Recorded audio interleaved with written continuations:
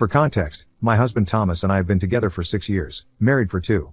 He also has a 19-year-old son from his previous marriage, but unfortunately, his first wife passed away from an unexpected aneurysm about 5 years before he met me. His son, Rob, was 9 years old at the time and he took it really hard. He was a very troubled kid and as he grew up, things only got worse. By the time I was introduced to him, he was around 13 or 14, and getting to know him was not a pleasant experience because he made it very clear to me right from the beginning that I would never be able to take the place of his mother, something that I was not even interested in doing, and that he would never accept me as part of the family. I tried to be his friend, but the kid was just determined to make sure that I gave up on the relationship and I left. I had spoken to Thomas about it as well and suggested that he send Rob to therapy so he could deal with his emotions, and he told me that they had tried everything but he just didn't seem to want to get better. After his last wife had passed away, Thomas had not even thought about dating people for a really long time, but when he had met me, he changed his mind. I was pretty much one of the first women he got serious about after his wife passed away. He had gone out on a couple of dates that year but none of them got a second date out of him apart from me, and he had told me about it right in the beginning. Thomas has always been very upfront and honest about everything with me, and he had also told me that Rob was not going to be particularly welcoming because he is not over his mother's passing, and that's why he wanted to take it slow with me, before he introduced me to the family. So we were actually together for 1 year before he finally brought me home, and even then, Rob was very unkind to me. For the first few years, all he could do was just throw temper tantrums and be rude to me, and while initially, I would try to understand and be kind to him, eventually, I just started ignoring him because it was not worth my energy to even fight him. I had also told Thomas repeatedly to do something about his son's behavior, and Thomas would occasionally reprimand Rob, but it would be pointless because he would just go back to his usual behavior after that. And I loved Thomas truly and genuinely from the bottom of my heart, so I knew that no matter what, I wanted to make it work with him. This is why I stayed with him for almost 6 years, in spite of him constantly forgiving his son, but what happened recently was the last straw for me. 3 years back, around the time that Thomas had proposed to me and I had said yes, he had also started a new business. Unfortunately, it didn't take off, and for the past couple of years, he has been trying to make it work, but it just hasn't been going well for him financially. I let him try his luck with his business for almost 3 years because it was his passion project, but when it still didn't take off, I tried to tell him that maybe it was time to move on to better things or go back to his job because this was clearly not going well for him. I had started telling him to give up on his business and do something else recently, just a few months ago, since for the past 3 years we have been living off of my money for the most part. I've been getting worried because I can't afford to support our family on just my income, since that will leave very little for me in the future when I want to retire. So I had been trying to gently nudge Thomas in the right direction, but he was being very stubborn and he kept telling me that he just needed some more time to work on his business model and would keep coming up with excuses not to give up. I really wanted to be understanding, but it was impossible for me to keep supporting him, knowing that this was not working. So recently, we had been fighting a lot over this, and I guess at some point, his son had overheard what we were talking about, and he came to the conclusion that I was a gold digger for telling Thomas to sell off his business to any interested buyers and go back to his job so we could make more money. I found that very insulting because the one thing that I'm definitely not a gold digger, I've always been independent, and I couldn't stand the insinuation that I had been relying on my husband for money when it had actually been the other way around. I had wanted to correct Rob when he started calling me a gold digger because it had come up a few weeks ago when I had told him to do some chores and he had told me that he was not going to take orders from a gold digger with no self-respect or dignity, and when I had asked him what he meant by that because I was obviously appalled, he had explained his thought process to me. But before I could correct him, Thomas intervened and broke up the fight, and then he put me aside and told me not to tell his son anything because Rob had no idea that we had been living off of my money for so long, and he wanted to preserve his image in front of his son because it would be very shameful for him to admit that he was struggling with money. As a father, it would be humiliating for him to show his son how he had fallen, and Thomas pretty much begged me not to tell him the truth, so I obliged. But I had to pay the price for it because after that day, things started getting more difficult for me, since now that Rob believed that I was a gold digger, he kept using that against me, and it was very tempting for me to tell him the truth, but I had to think of Thomas and stayed silent for his sake. Rob had come back home for his winter break and I knew that he would be gone in a couple of weeks, so I only had to tolerate him for a few weeks, and since I had already put up with him and his terrible behavior for so many years, I didn't think that it would be much difficult. But I guess this time, Rob was planning on going out of his way to make things much more difficult for me, and so, a few days ago, he decided to take out my car without my permission and crashed it right before I was about to head out for a very important meeting that I had been talking about for days. I usually leave for work around 9 in the morning, but that day, I had a meeting with a very important client and was planning on leaving much earlier, since I didn't want to be late, and I'm really thankful that I planned ahead. I was ready to go out quite early, but Rob had been preparing so much earlier, and when I came out to check out my car, I saw that there was a huge dent on the hood and the sides had been scraped like nobody's business. I was obviously devastated, and I was even more upset by the fact that Rob was standing beside the car with the keys in his hand and a proud smile on his face like he thought that he had done something great. Neither my husband, nor I had left for work at that time, and when I saw him and what he had done to the car, I completely lost my mind and started freaking out at him. I'm usually not a violent person, but that day I just lost control and I ended up slapping Rob in the face, but it's not like I regret it. He tried to shove me, but by then, Thomas had come out of the house and had put two and two together, so he had been able to hold Rob back before he could do anything. I was sobbing because obviously I couldn't take that car to the meeting now and I would have to take a cab, which wasn't all that bad, but my car had been one of the first purchases that I had made with my hard-earned money, and it was quite significant to me. Also, taking a cab to a meeting that was so important for my career with such a high-profile client, it would just look a little odd, and I was really upset because of what had just happened, like any other person would have been. However, Rob did not seem to be regretting anything, and instead, he was actually screaming at me while his father was trying to hold him back and telling me that this ought to show me my place. He believed that I had way too much arrogance for somebody who was relying on my husband to fund my lifestyle, and he found it laughable that I had been talking about this important meeting for days, even though I knew that at the end of the day, I was going to be living off of my husband's money, and he wanted to make me realize how pretentious and phony I was and that he could see right through me. Then, he started yelling at me, saying that this was my lesson for trying to force his father into selling his business just so that I could have more money for myself, and then, he kicked my car once again, called me a gold digger and spat on the ground, even though Thomas was trying his best to hold him back. That was when I decided that I could no longer hide the truth from him anymore for Thomas' sake, and I told him everything. I tried to really rub it in his face and be as nasty as I could because I felt like he deserved it, and I didn't even care that he was just 19 and that I was a grown woman arguing with him, since, at that moment, I just wanted to hurt him. I told him about how his father's business had been failing for the past 3 years, and I had been the one carrying their dead weight, but instead of being grateful to me for it, he had tried to sabotage me. I also told him that I was the one who had been paying his college tuition so far, and even though his father had promised me that he would pay me back as soon as he could, it didn't matter because it was me who was doing it right now. So he had no right to speak to me that way, or call me a gold digger, because if anything, they were the ones who needed the gold and not me. I could see on his face that he was shocked beyond belief and was practically frozen in place, and so was Thomas. Then, I wiped my tears and started walking away while booking a cab for myself so I could head to the place of the meeting. I didn't even turn around because I did not want to give him the satisfaction of seeing me cry. Thankfully, the meeting went well because I had left quite early and I reached quite early as well. But then, I had had enough time to compose myself and put on a professional face, and my decision to travel in a cabin instead of my own car didn't seem much of a big deal, so it was probably just in my head. When I came back home, I saw that my car was still in the same position, so I called my friend who runs a car repair shop and asked her to deal with it. And I don't know why, but just seeing my car in that condition made my heart break yet again, and I decided not to go inside the house. I got another cab and I went straight to a nearby hotel, and I haven't been home since then. The condition of my car made me realize just how disrespected I had been in my own home, all because Thomas couldn't stand up to his son, and I had had enough. After this, there was no way that I could go back to that house and try to make things right with them, because they definitely did not deserve it. That day, I kept waiting for at least Thomas to call me and check up on me after I returned from my meeting and went to the hotel, but even that did not happen. And the next day, when I woke up after a night of crying myself to sleep, I decided that I couldn't live with these people anymore, and love was obviously not enough to sustain a relationship. So I decided to call my lawyer and I told him that I wanted to file for a divorce. Then, I called up my brother, and I told him that I wanted him to go to my house, pack certain things, and then bring them to me because I just didn't even want to see Thomas or Rob. I explained the situation to him as well, and he helped me out by bringing me my things. But I guess when he went home instead of me to collect my stuff, Thomas realized that I was not planning on coming back home anytime soon, and he and his son started bombarding my phone with calls and texts. I muted all the notifications from them because I didn't want to think about them, but didn't block them because I wanted to know what they had to say. And before going to bed, when I finally decided to check the messages that they had been sending me, I realized that it was just them trying to apologize to me and telling me that they were willing to make everything right again, but all I had to do was just come back and speak to them once.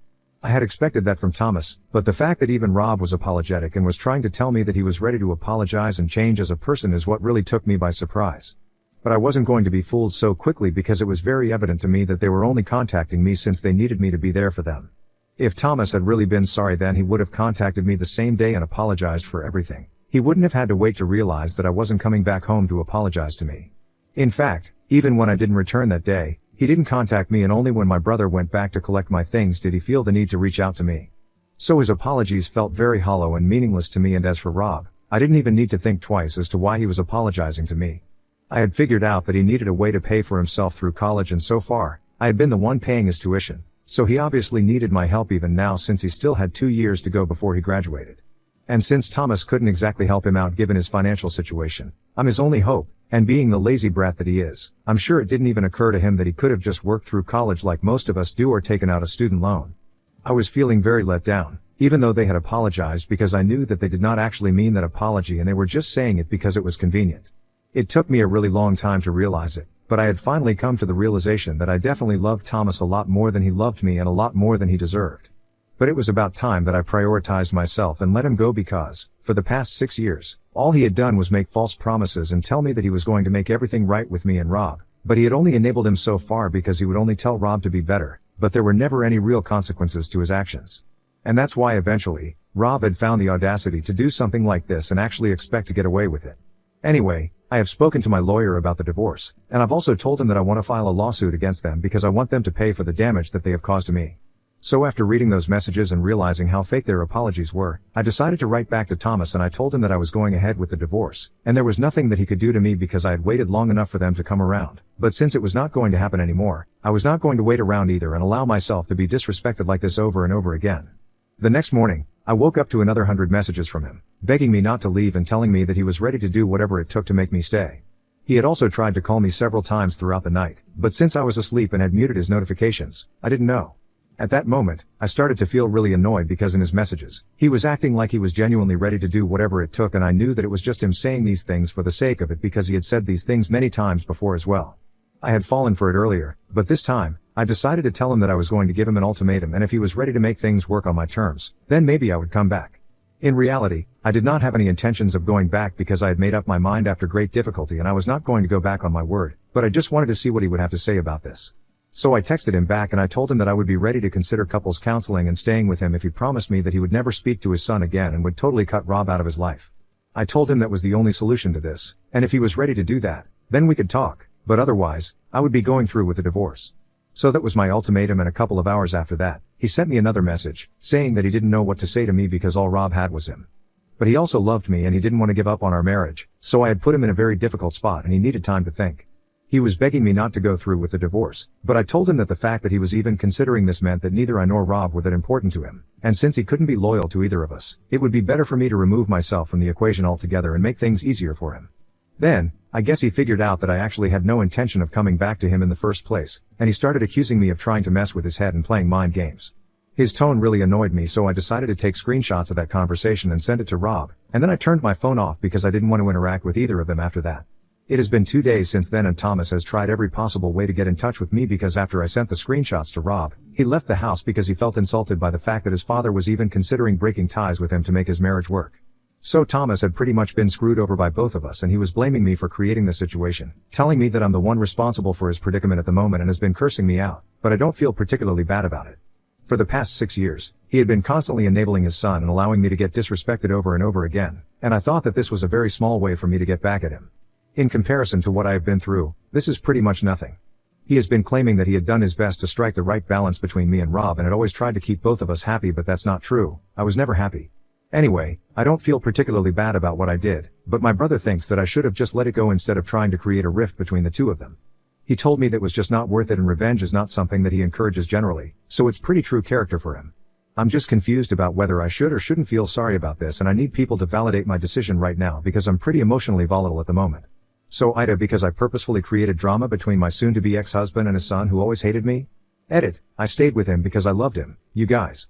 And when you ask somebody, you allow yourself to get manipulated, and it just took me a lot to realize that maybe he didn't love me as much as I loved him. I think it's pretty common for people to do this when they are trying to take advantage of you, and that's exactly what happened to me, and I'm not going to be shamed for it. There's a difference between somebody being a doormat voluntarily, and somebody like me, who has been manipulated in the name of love. I was making sacrifices to make my relationship work, and it just took me a really long time to realize that I was the only one doing it, which was not fair to me. I can understand that people might feel that I'm a pushover because I stayed with him for so long, but I don't really care. I finally found the spine and the courage to leave him, even though I still have some love for him in my heart. And for me, I think that's a big achievement, so I am definitely not going to allow myself to be shamed. I made a mistake, like a lot of people do, and I think it's completely fine. So thank you to everyone who has been kind to me, and to the ones who haven't been so kind, I don't really care.